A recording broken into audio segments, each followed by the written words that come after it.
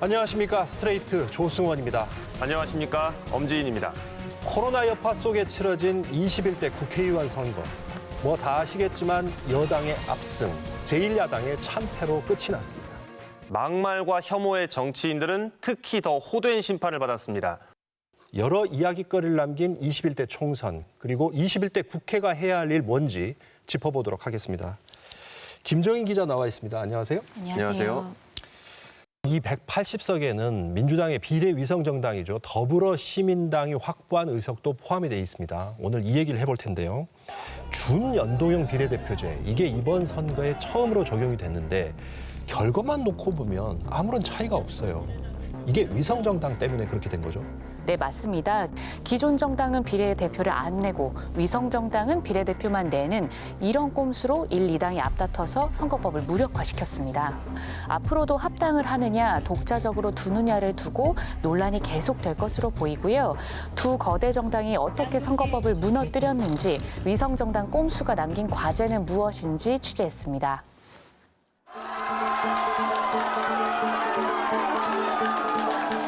무겁고 무서운 책임을 느낍니다. 국민께 만족스럽게 해드리질 못했습니다. 180대 103, 그리고 6, 셋. 21대 국회 300석의 의석 지도가 그려졌습니다. 거대 양당의 벽은 훨씬 더 높아졌습니다. 그동안 정말 거대 양당에 맞서서 최선을 다해서 노력했다고 생각합니다. 소수 정당은 눈물을 흘렸습니다. 고단한 정의당의 길을 함께 개척해온 우리 자랑스러운 후보들 더 많이 당선시키지 못해서 정말 미안합니다. 다양한 정책 정당의 의회 진출과 민심을 더 정확히 반영하겠다며 도입했던 준연동형 비례대표제. 아무런 역할도 할 수 없었습니다. 선거 결과 두 거대 정당은 67%의 지지를 받고 94%의 의석을 쓸어 담았고 10% 지지 정당은 불과 2%의 의석밖에 챙기지 못했습니다. 위성정당이 없었다면 30석은 군소정당에게 다 갔을 것이다라는 것은 뭐 거의 확실하죠.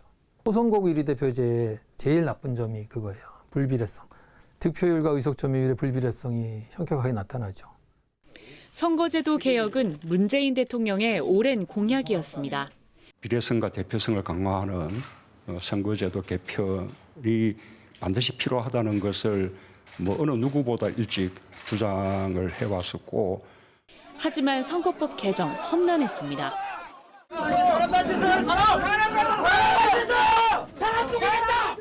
의원들이 의원을 감금하고 이른바 빠루에 망치까지 등장하는 거센 물리적 충돌. 동물국회란 오명이 씌워지고 33년 만에 의장의 국회 경호권이 발동된 것도 선거법 때문이었고 입장은 달랐지만 야당 대표들의 수십일 단식과 투쟁을 불러온 것도 선거법이었습니다. 1년 넘는 협상을 거치며 당초 합의했던 개혁안은 크게 수정됐습니다. 아마 자기네들도 미안하니까 준자를 붙였는 것 같은데 준 계속 밀려나갔죠. 그러니까 그래도 30년 양당 체제를 넘는 정치개혁에 첫 발을 내디뎠다는 큰 의의가 있었습니다. 선거법 개정안 통과는 제2의 정치민주화의 출발점이 될 것입니다. 어렵게 디딘 정치개혁의 첫 발은 허망하게도 위성정당이란 늪에 바로 빠져들었습니다. 문재인 정권을 심판하기 위해서 할 수 있는 것 다 하겠습니다. 비례 정당도 필요하다면 만들겠습니다. 위성정당, 불법정당, 반사정당, 불량당 해산하십시오. 비난이 쏟아졌지만 자유한국당은 멈추지 않았습니다. 한국 정치사에 유례없는 비례위성정당의 출현. 꼼수, 편법 정당이라고 비판하며 국민의 심판을 받을 것이라고 경고했던 더불어민주당. 코미디 같은 정치 현실에 한마디로 참담함을 금할 수 없습니다. 선거가 다가올수록 위성정당 때문에 일당의 자리가 위태로울 수 있다는 목소리가 커졌고 결국 민주당도 코미디의 주연으로 동참했습니다. 미래통합당은 제1당이 되면 국정 발목을 잡고 공수처 등 검찰개혁을 되돌리겠다는 정치적 대의 명분은 현실적 위기감 앞에선 초라한 구호에 불과했습니다. 김대중 정부, 노무현 정부의 계보를 잇는 어떤 그 민주당 계열 정당이라고 하면 최소한 20년 이상 주장을 하신 거 아닙니까? 그러니까 제도를 만들 때도 사실 50% 연동하고 30% 캡 씌우고 오만 장치를 만들었으면 적어도 법을 만들고 나서는 준수 의지를 보여줬어야 되는데. 위성 정당을 급조한 이후 두 거대 정당의 모습은 판박이었습니다. 당의 이름조차 헷갈리기 일쑤였고 우리 미래한국당은 미래통합당이 출범하기까지 더불어민주당은 유일한 연합정당입니다. 잘못 읽었네. 다시 시작할게요. 비례대표 투표용지 위로 한 칸이라도 더 올라가려는 의원 꺼주기 경쟁에 어떻게든 하나의 정당임을 알리기 위한 두 당의 꼼수 열전은 뜨거웠습니다. 준연동형 비례대표제라는 새로운 실험은 사실상 실패로 끝났습니다. 거대 당의 정치적 반칙에 제동을 걸기는커녕 형식적 요건을 핑계로 위성 정당의 길을 열어준 선관위도 민주주의 퇴행의 방관자였습니다. 거대 정당들이 자신들의 어떤 의석을 확보하기 위해서 이제 만든 정당이잖아요.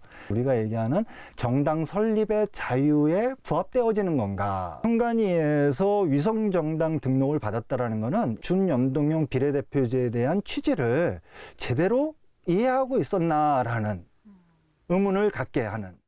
정의당에서 선거법 협상을 주도했던 윤소아 원내대표에겐 기대가 컸던 만큼 아쉬움이 많았던 선거였습니다. 이 반개혁 세력에 대한 국민들의 심판론이 대단히 컸다.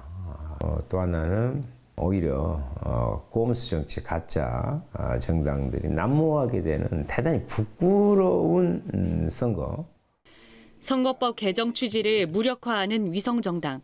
설마 했던 그 괴물이 등장할 가능성에 더 철저히 대비하지 못한 자책도 남았습니다. 연기시키려는 수책 정도로만 여긴 거 설마가 사람 잡는다고 설마 그럴 수가 있을까 대응을 분명히 꼼꼼히 했어야 되는데 그렇지 못한 것이 좀 아쉬움으로 남고 안타깝습니다. 그래도 정치 개혁을 위한 연동형 비례대표제의 중요성은 변함이 없다는 게 윤 대표의 확고한 믿음입니다. 수십 년 거대 양당 구조 속에서 국민의 다양한 그 삶의 목소리가 국회에 들어올 리가 없고요. 그만큼 양보하고 또 양보했던 것은 연동형 비례대표제가 정치개혁의 그야말로 주춧돌이 전환돌이기 때문에 이것만 한 통로라도 열어놔야 된다. 그런 절박함이었어요. 첫 단추를 잘못 깬 선거법은 꼼수 릴레이로 이어지고 있습니다. 선거가 끝나자 당장 위성정당의 해체를 놓고도 정치적 셈법에 따라 서로 눈치를 보는 상황. 위성정당의 비례대표 선거가 무효라는 소송이 제기됐고 선거법을 다시 바꿔야 한다는 목소리가 나오고 있습니다. 우리나라만이 아니라 전 세계에서 국회의원들이 스스로 국민의 이익에 합당한 선거제도 개혁을 한 예는 단 한 건도 없어서 스스로 알아서 선거제도 개혁을 멋지게 할 리는 별로 없을 것 같아요. 정말 개혁하려면 시민이 하게 해야 돼요. 허점투성이 선거법을 밀어붙이신 민주당, 계속 반대만 해온 통합당, 게다가 위성정당 방치한 선관위도 책임에서 자유로울 수가 없습니다. 네, 서류상, 절차상으로는 하자가 없다는 게 선관위의 입장인데 법을 지나치게 형식적으로만 본 게 아니냐는 겁니다. 그래서 눈에 빤히 보이는 기득권만 챙겨준 셈이 됐습니다. 어쨌든 이 위성정당, 한국 정치사에 남을 역대급 코미디였습니다. 코미디는 재미라도 있죠. 그렇네요. 공천 과정에서 벌어진 꼼수와 논란이 이것뿐만은 아닙니다. 여전히 국민의 눈높이와는 거리가 있어 보이는 눈살을 찌푸리게 하는 공천의 민낯, 스트레이트가 추적했습니다. 혹시 사건이라고 아세요? 사건. 텐트 안에서 말로 표현할 수 없는 문란한 행위를 했다는 기사를 이미. 총선 일주일 전 선거판이 출렁였습니다. 정말 죄송스럽다는 말씀을 먼저 드립니다. 미래통합당은 즉각 당내 윤리위를 열고 사태를 수습하려 했지만 당사자는 거침이 없었습니다. 본인의 발언에서는 여전히 잘못됐다고 생각하지 않으시는 거죠? 하늘을 우러러 한 점 부끄러움이 없습니다. 세월호 의상화와 온몸을 던져서 제가 죽을 때까지 싸우겠습니다. 심지어 당 윤리위는 제명이 아닌 탈당 권유 조치로 사태를 무마하려 했고 윤리위원들의 판단 능력이 굉장히 한심하다고 생각해. 뒤늦게 제명에 나섰다가 내부 절차도 지키지 않아 법원에서 무효가 되는 일까지 벌어졌습니다. 세월호 유가족 모욕 발언으로 당내 징계를 받는 등 이딴 막말로 수차례 물의를 빚은 차명진 후보. 이런 일들이 재발하게 되면 정말 국민들께서 납득하실 수 있는 그런 응분의 조치를 막말 인사 배제를 공천 원칙으로 내세운 정당이었지만 이들이 본선 무대에 오르는 데는 별 문제가 없었습니다. 결국 공천에서 걸러지지 않은 막말 전력자 대부분은 유권자의 표로 심판을 받았습니다. 유권자에 대한 책임의식이 전혀 없다고 봐야 되는 것이죠. 유권자들의 의사에 기해서 다 정당을 운영하겠다는 그런 의지는 전혀 없는 것이라고 봐야 될 것 같아요. 공천 과정에서 잡음은 또 있었습니다. 두 거대 정당은 이번 선거에 특히 청년과 여성을 강조했습니다. 오늘 여기 와서 여러분하고 이렇게 보니까 30% 누를 안 지키면 큰일 날 것 같습니다. 청년들에게 그들이 주인이 되는 정당, 그런 의미에서 이제 미래라고 하는 것을 담자. 이 약속들은 지켜졌을까? 미래통합당 경기과천 의왕 지역에 후보로 나섰던 33살 이윤정 씨. 퓨처메이커라며 오디션까지 통과한 청년 후보였습니다. 지금 앞에 있는 카메라처럼 카메라 세팅도 다 돼 있었고요. 3분 컷으로 이제 계속 초가 돌아가는 그런 노트북을 보면서 압박 면접이 계속. 선거 홍보 포스터를 한참 준비하던 중 아침에 황당한 기사를 읽었습니다. 자신을 비롯한 청년 후보들에 대한 공천 취소 기사였습니다. 저는 당사자잖아요. 당사자인데 관련된 공식 연락을 받은 게 단 한 번도 없어요. 그럼 어떻게 알게 되셨어요? 저도 기사 보고 알았어요. 기사 보고? 네. 이유는 경쟁력 부족이었습니다. 청년 후보 2명을 대체한 경쟁력 있다던 50대 후보들은 모두 낙선했습니다. 언제까지 미래로부터 도망가실 것인가? 언제까지 변화와 혁신을 미루실 것인가에 대해서 묻고 싶어요. 선거의 전체 결과만 보면 청년 후보의 약진이었습니다. 이번 선거에서 당선된 20, 30대 후보는 모두 13명, 20대 국회 3명에 비하면 늘어난 겁니다. 여성 당선자는 모두 57명, 지난 20대 국회보다 6명이 늘어나는 등 꾸준히 증가하는 추세지만 여성 공천에 대한 거대 양당의 말과 행동은 따로였습니다. 지역구 30% 공천을 약속했던 민주당은 그 절반도 못 지켰고 통합당 역시 10%를 겨우 넘겼을 뿐입니다. 청년과 여성을 양성하고 교육해서 양성한 좋은 정치인으로 만들 수 있는 정당 시스템이 없어요. 당직을 계속 경험하고 숙련된 직업 정치인이 되는 거지 않습니까? 그 기회를 여성이나 청년이 많이 못 가진다는 거예요. 말로는 청년 여성을 늘 앞세우고 공천할 때면 마땅한 후보 찾기가 어렵다고 볼멘 소리를 하는 주요 정당들. 결국 청년과 여성은 선거판의 이벤트용이었다는 지적이 또 나올 수밖에 없습니다. 정말 키우려고 했으면 1, 2년 전부터 당협위원회에 전진 배치를 하고 당원들하고 몸으로 부대낄 수 있게 만들어줘야 되고 평가받을 수 있는 그라운드를 만들어줘야 되는 거예요. 근데 청년 당원들은 그냥 평소 때는 청년위원회에 이렇게 가둬놓고서 이벤트 할 때만 써요. 여성 정치인에 대해서 지난 30년 동안 해왔던 짓을 지금 청년들한테 똑같이 하고 있는 거예요. 입에 담기 힘든 망언을 마구 쏟아냈던 후보자들, 결국 대다수는 선택을 받지 못했습니다. 국민들이 심판한 거나 다름없습니다. 이제라도 꼭 반성하시기 바랍니다. 네, 눈살을 찌푸리게 하는 행태 또 있습니다. 바로 의원 꺼주기와 선거 보조금입니다. 위성정당 성적이 좋게 나오니까 계획대로 합치지 않고 또 의원을 빌려줄 수 있다. 이런 얘기까지 나와요. 네, 20명의 국회의원이 있으면 되는 교섭단체 때문인데요. 특히 공수처장 추천의 캐스팅 보트 역할을 할 수가 있기 때문에 위성정당을 위성교섭단체로 만들 가능성이 있습니다. 의원을 꺼주는 방식으로요. 교섭단체가 되면 정부가 주는 돈이 크게 뛴다는 것도 꼼수를 부리는 이유가 되고 있습니다. 나라에서 주는 보조금이죠. 그러니까 선거 때는 선거 보조금으로 주는 건데, 자, 그럼 이 돈 다 어디다 쓰는 겁니까? 네, 그래서 스트레이트가 지난 2년간 주요 정당의 선거 보조금 회계 보고서를 입수해서 살펴봤습니다. 제대로 쓰고 있던가요? 주차장 이용료로도 쓰고 의원 소송비로도 썼습니다. 우리가 낸 세금, 과연 어느 정당이 얼마나 받아서 어디에 쓰고 있는지 스트레이트가 따져봤습니다. 지난달 29일 미래통합당 여상규, 박맹우, 백승주 의원 등 3명이 미래한국당으로 당적을 옮겼습니다. 미래한국당은 의원 수 20명을 채웠고 원내 교섭단체가 됐습니다. 비례대표 투표용지의 정당 순서도 이미 정해졌던 상황. 총선을 앞두고 시급히 원내 교섭단체가 돼야 할 이유는 뭐였을까? 오로지 선거 보조금 때문이었습니다. 현행 법상 전체 선거 보조금의 50%가 원내 교섭단체에게 우선 배분되는 걸 노린 꼼수. 미래한국당은 30여억 원을 더 타내 모두 61억 2,300만 원의 선거 보조금을 챙겨갔습니다. 의석 도둑질에 이은 세금 도둑질로 명백한 세금 각탈, 국고 사기 행각입니다.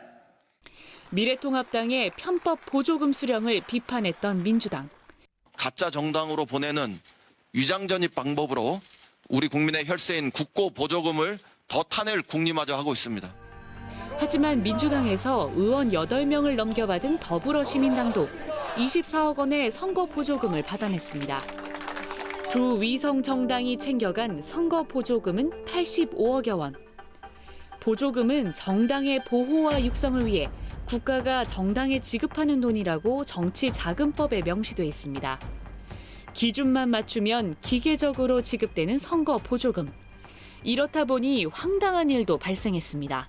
김영란법 폐지, 헌법재판소 폐지, 셋, 둘, 하나, 사라져라!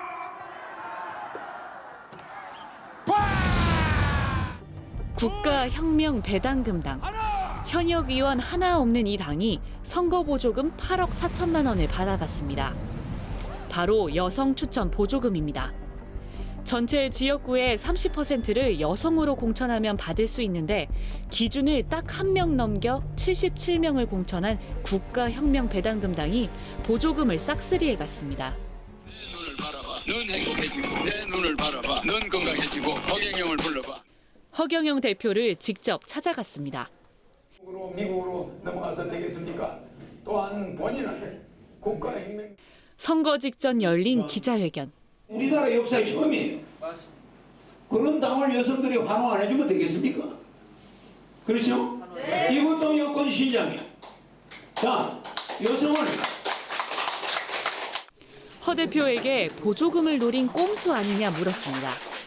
자꾸 그런 말을 하면은 그 언론사를 상대로 명예훼손으로 우리가 고소할 수가 있어요. 우리는 꼼수 정당이 아닙니다. 여성 보조금 그런 거나 노리는 사람 같습니까? 8억 4,200도 돌려달라면 우린 돌려줄 수가 있어요. 우리 원치 않는 돈을 우리한테 준 거예요.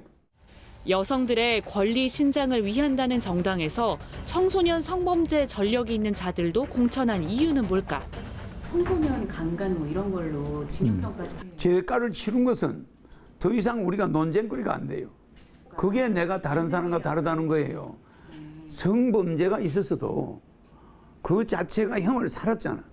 그러면 그 정가에 대해서는 앞으로 나는 정가는 없애버리는 제도거든. 민주 정치의 건전한 발전에 기여. 선거 보조금은 과연 제대로 쓰이고 있는 걸까? 스트레이트는 각 정당들의 선거 보조금 집행 내역을 입수해 따져봤습니다. 2018년 6월부터 작년 말까지 더불어민주당과 미래통합당의 전신 자유한국당이 선거 보조금을 어떻게 썼는지를 상세히 정리한 문건입니다. 먼저 더불어민주당. 2018년 지방선거에서 135억 원의 선거 보조금을 받아 31억 원을 남겼습니다. 이 돈은 선거 이후 중앙당의 매달 인건비와 수도 전기요금, 통신비 등에 사용됐습니다. 선거가 없었던 지난해에도 당직자 보험료와 홈페이지 유지비 등으로 쓰였습니다. 자유한국당도 마찬가지. 137억 원의 보조금 가운데 96억 원을 남겨 이후 당직자 급여와 각종 보험료 등의 인건비로 사용했습니다. 자유한국당 건데 네. 중앙당 사무처의 뭐 국민연금, 고용보험 이건 원래 그냥 이거는 경상보조금이나 자기들 그냥 일반적인 수입으로 다 해야 되는 거죠 원래는.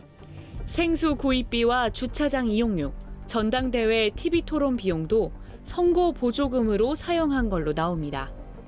지출 내역에 깨알같이 적혀 있는 문구. 자세히 보니 김성태 원내대표 가짜뉴스 민사소송 관련 녹취록 작성 비용 17만 6천 원. 심지어 원내대표의 민사소송 비용까지 선거 보조금으로 처리한 겁니다. 두 당의 재정 담당자들에게 물었습니다. 이게 선거와 어떤 관련이 있는 건지 해서요. 자세한 내용은 잘 모르겠는데요. 아시는 분이 있으시면 좋겠는데 없네요, 저희가. 선거 보조금은 선거 관련 없어도 쓸 수 있도록 되어 있어요. 선거 보조라는 이름이 무색하게 백지수표처럼 마구잡이로 사용되고 있다는 얘기. 선관위 이야기는 이 보조금의 사용에 대해서 법 규정이 허술하기 때문에 본인들이 이걸 아주 엄격하게 감독을 할 수가 없다는 거죠. 돈 남겨놨다가 마음대로 펑펑 쓰는 게 가능한 게 지금 선거보조금 제도여서. 2017년 대통령 선거, 2018년 지방선거에다 이번 국회의원 선거까지 4년 중 한 해만 빼놓고 지급된 선거 보조금. 사실상 2중 3중의 지원이라는 지적이 나옵니다. 선거 때 되면 더블로 선거 보조금을 받고 그 당의 후보들은 득표율에 따랐고 선거 끝나면은 또 선거운동 비용 사후 보전을 받습니다. 그러니까 3중으로 지원을 받는 거거든요. 선거가 없는 해에는 100%를 받고 선거가 있는 해는 200%를 받아가지고 그냥 쭉 쓴다는 개념이 되어버린 거예요. 지금은 굉장히 모랄해져든 거예요. 수십억 원을 쌈짓돈처럼 챙겨놨다가 이걸로 인터넷도 쓰고 물도 사 먹고 당직자 월급까지 줬다는 거 아닙니까? 선거 보조금 목적이 원래 이런 겁니까? 게다가 제대로 쓰는지 감시는 안 하고 되돌려 받기도 힘들다면 이건 지나친 특혜 아닙니까? 선관위도 수차례 바꿔야 한다는 의견을 냈다는데요. 국회가 아직 받아들이지 않고 있습니다. 당선은 끝이 아니라 시작입니다. 21대 국회가 해야 할 일 너무나 많습니다. 버려야 할 특권도 적지 않습니다. 국회가 이번에도 기대를 저버린다면 국민들은 반드시 회초리를 들 겁니다. 저희도 계속 지켜보겠습니다.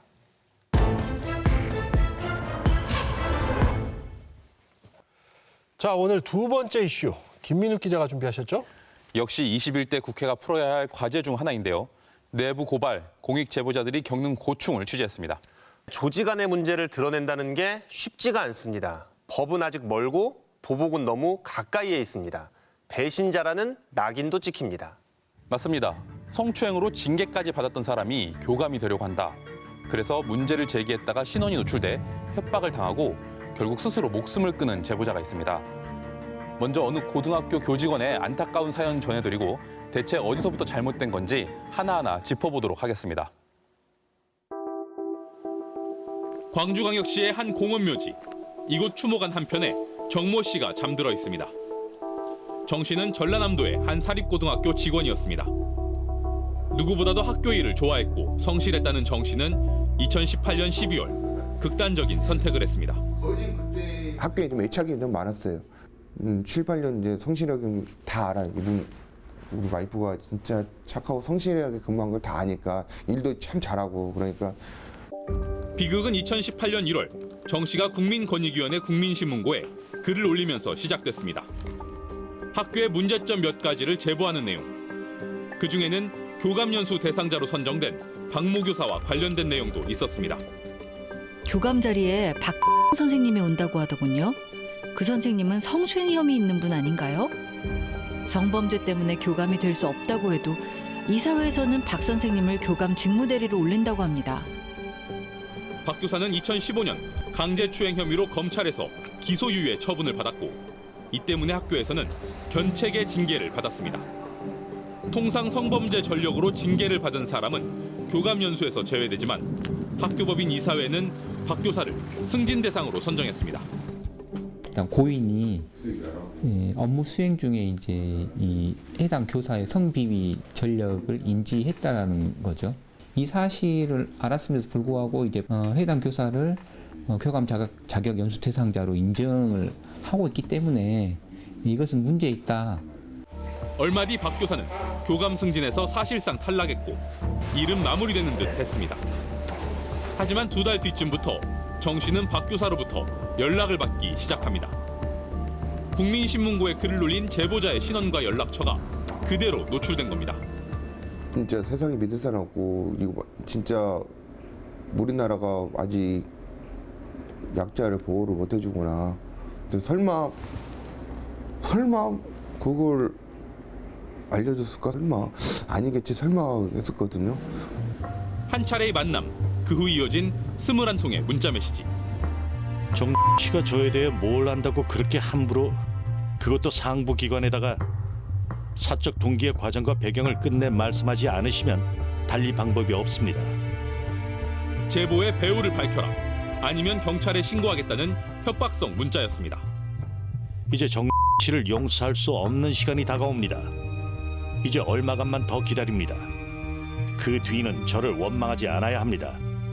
저의 인내가 얼마 남지 않다는 말씀을 전합니다. 배후는 없다. 문제가 있다고 생각해 알린 것일 뿐이라는 설명은 통하지 않았습니다. 누가 시켜서 하지 않았냐고 고소를 하겠다는 거예요. 근데 이제 와이프 그냥 기겁을 하죠. 계속 이제 그러니까. 이후 우울증에 시달린 정 씨는 병원 치료를 받기 시작했고 결국 휴직할 수밖에 없었습니다. 그러다 논란 끝에 박 교사가 명예퇴직을 신청했고 이후 정 씨는 다시 학교에 복귀했습니다. 그런데 그게 끝이 아니었습니다. 이사장 취임식에서 해당 교사가 법인 실장으로 임명될 거다라는 사실을 이제 알게 됩니다. 나이가 이 사람을 다시 만날 수밖에 없구나라고 하는 것들이 또 두 번째 충격이 있었던 것 같고요. 그때부터 이제 점심시간에 숨어가지고 화장 같은 데서 전화를 항상 점심시간에 하거든요. 그러면서 그때부터 얘가 좀 밥도 걸고 숨어 다니고 그랬어. 안정을 취해야 한다는 주변의 권유에도 수학 능력 시험까지 맡은 일을 계속한 정 씨. 수능이 끝나고 다녀온 제주도 여행은 부부의 마지막 동행이 돼버렸습니다. 수능까지는 자기가 할 일이 많으니까 이제 하여튼 항상 그랬어요. 오빠한테 그래 항상 수능 끝나면 여행을 가자고 그러더라고.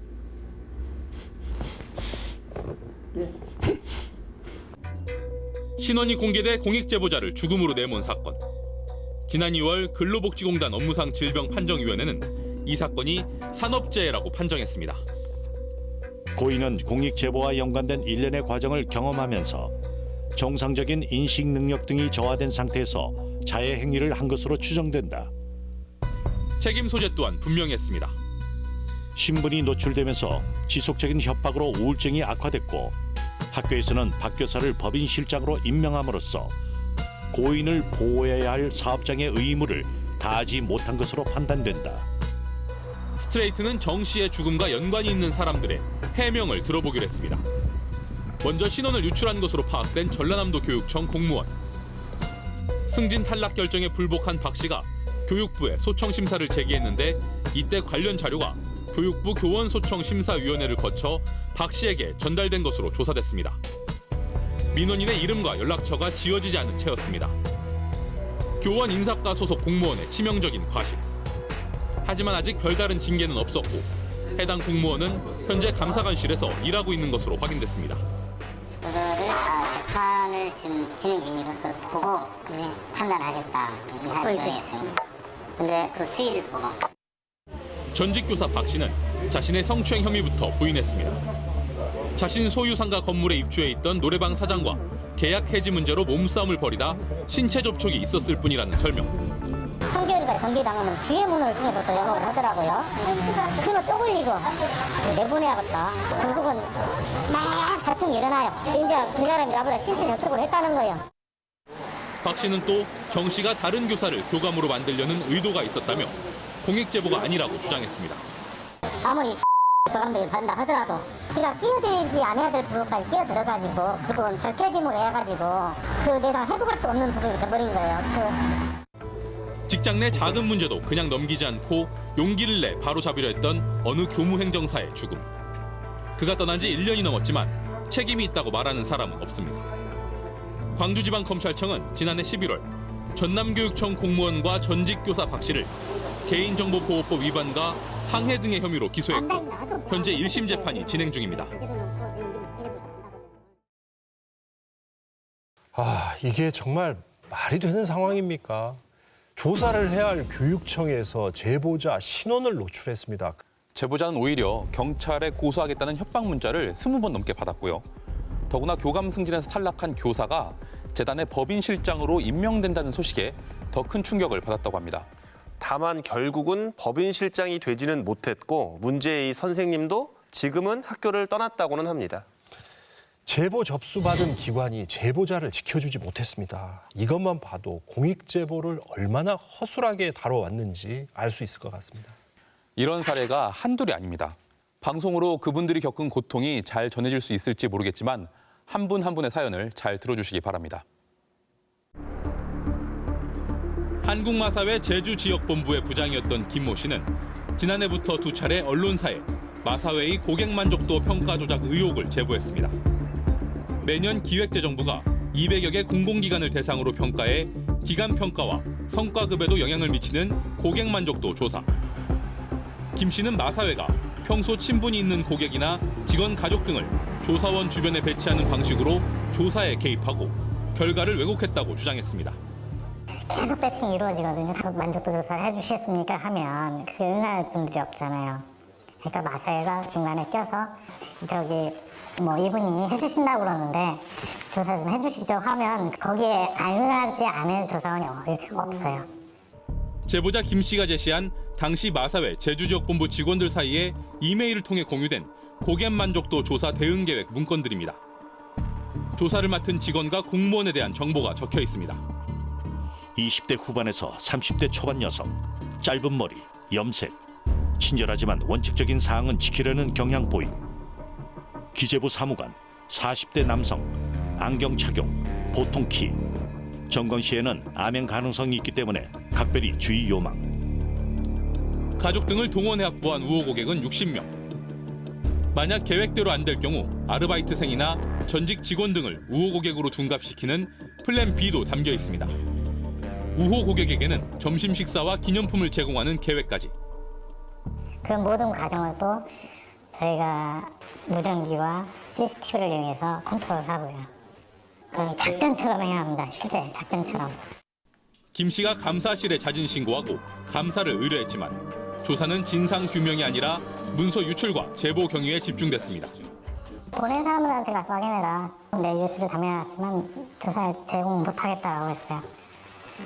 그게 또 어떻게 쓰일 줄 모르는 거니까 그 사람들 신뢰를 못하니까. 김 씨는 중징계 요청과 함께 인사유예 회부돼 현재 직위 해제됐습니다. 한국마사회는 만족도 평가 조작은 전혀 없었다는 입장입니다. 김 씨가 제시한 문건도 마사회에서 작성한 것이 아니며 제보자가 의도를 갖고 조작한 것으로 추정된다는 설명.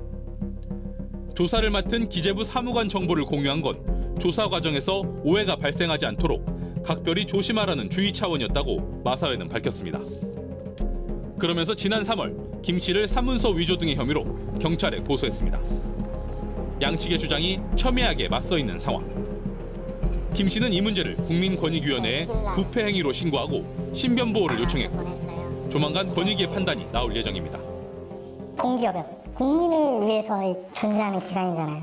실제 우리가 잘못 내부적으로 보니 잘못한 일이 있구나라고 생각되면 빨리 멈추고 청산하고 사과하고 개선해서 가야 된다고 생각을 해요. 끝까지 이거 묻어놓기 위해서 이렇게 사람을 정신병자를 만들어버리는 거죠. 메시지가 아니라 메신저를 향하는 공익 제보자에 대한 보복.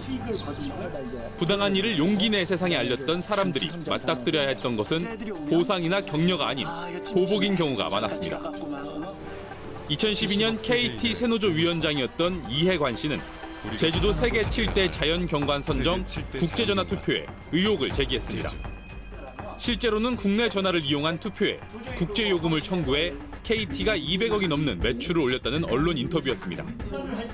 그 대가는 정직 2개월, 그리고 전보 조치.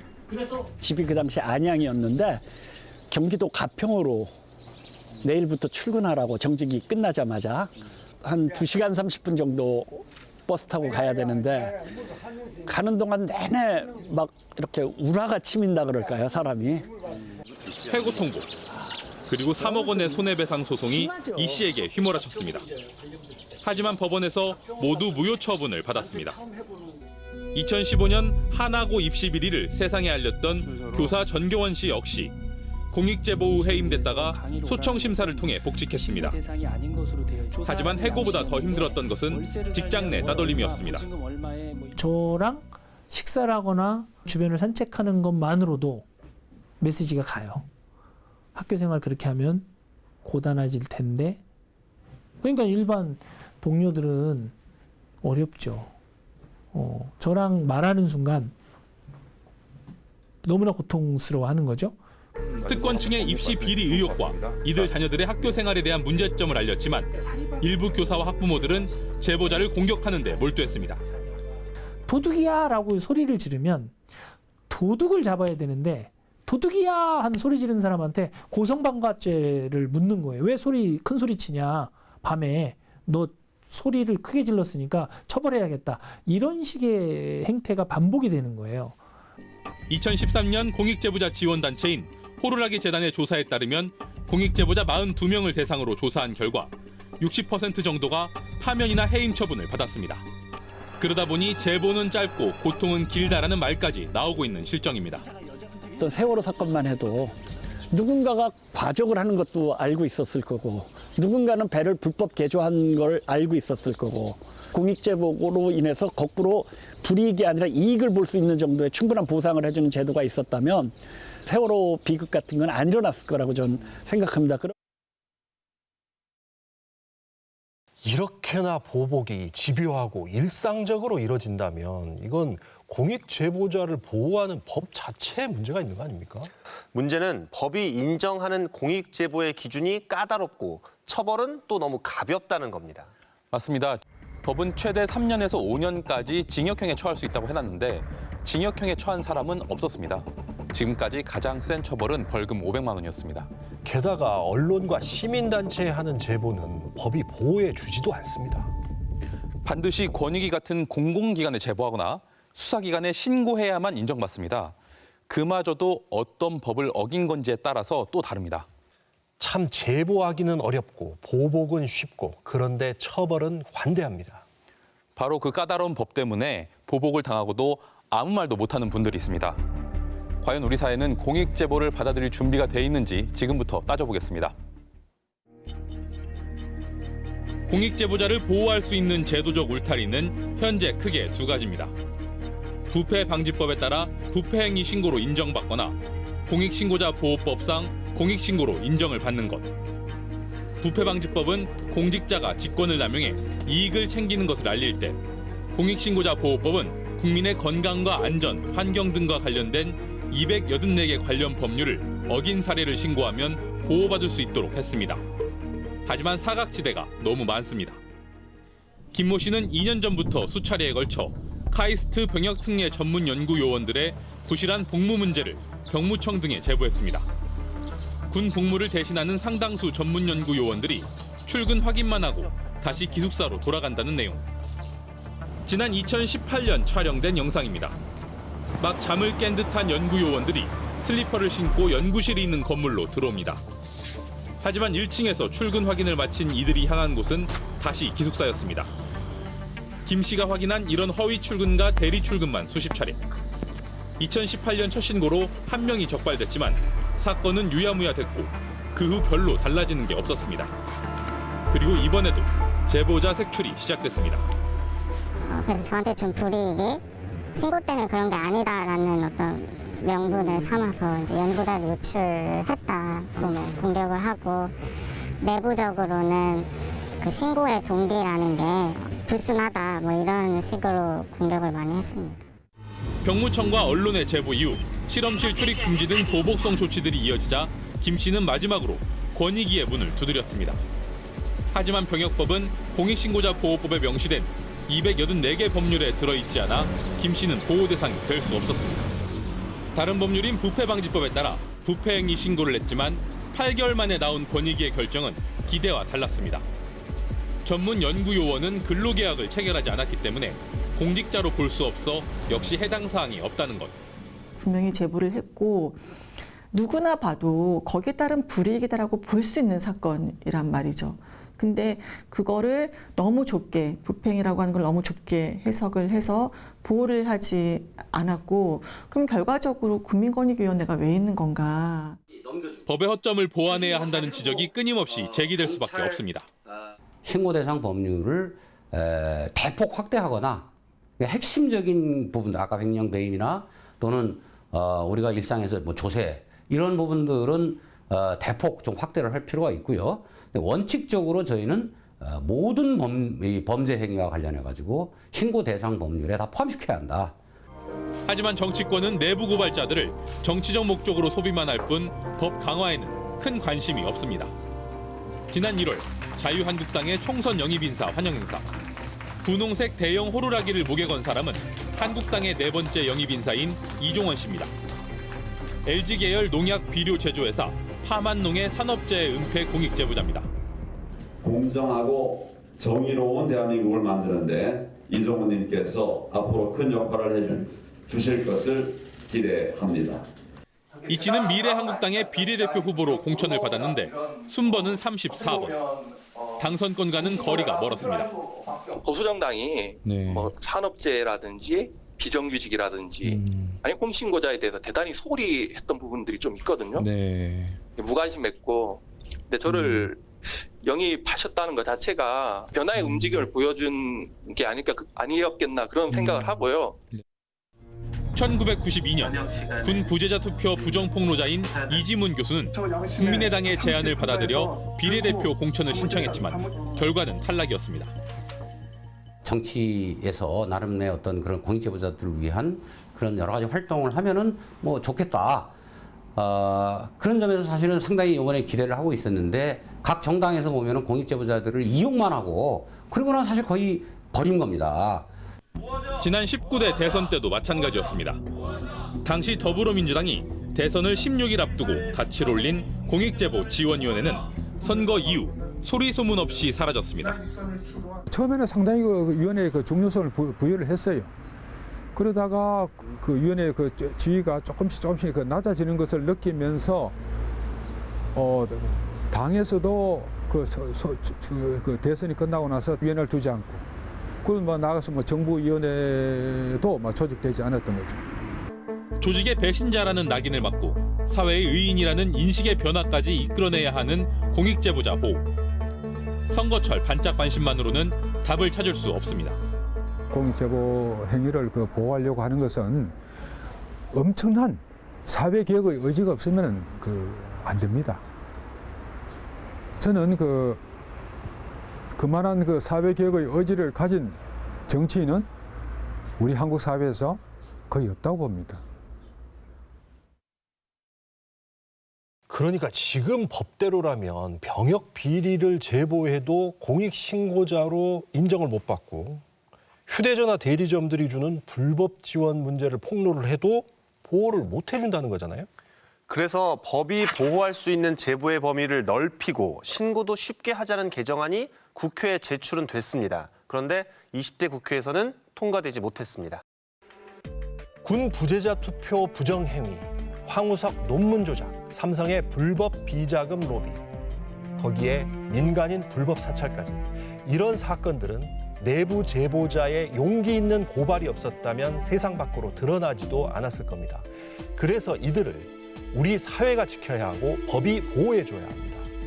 이들 덕분에 그래도 한 걸음 한 걸음 우리 사회가 더 나아갔기 때문입니다. 끈질긴 추적 저널리즘 탐사기획 스트레이트, 다음 시간에 다시 찾아뵙겠습니다.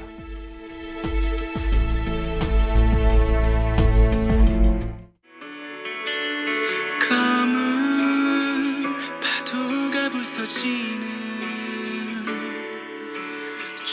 깊고 깊은 곳 매일 더 흐려지는 기억 끝나야 할 노래